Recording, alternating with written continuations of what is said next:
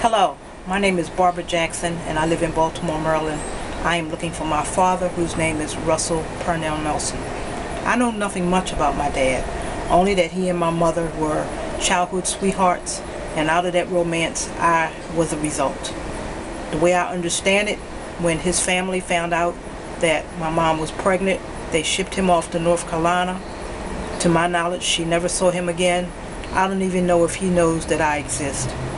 It's important to me to find this man, Russell Nelson, because he is my father. He's my other half. I spent all of my life, and I am 62 years old, wondering who he is. What did he look like? Do I have sisters and brothers? What about his family?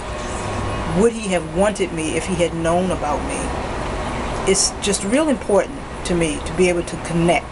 Even if he's deceased, and that's highly possible, especially since I am 62, I would like just to see a picture of him or a copy of his obituary, to talk to his relatives, to know something about him.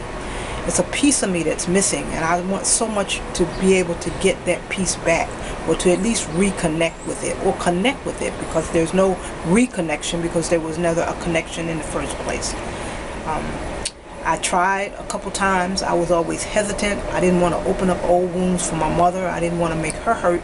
But then when she passed away, I started to look again, but I didn't get very far. I found a little bit in Ancestry.com, but because I couldn't afford to pay for the service, I couldn't get only little bits and pieces of information. And what I found on the census.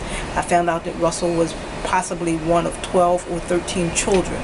And I understand that when the news that this new child could be coming into the household, that it was probably a panic, because there probably was no room for nobody else. They probably were just barely making it on their own. So I don't have any hard feelings, but I really, really, really would love to know my father and know something about him. If he was sitting right here, I would give him a big old hug and tell him I hold no grudges, no hard feelings. I just want to be able to share the love that I have for him and he for me, and let him meet his great-great-grandchildren, because I have great-grandchildren. That would be such a blessing, and it would mean so much to me. Thank you for this opportunity. I hope I am chosen, because hope does spring eternal, and I believe that this is my last hope. Thank you.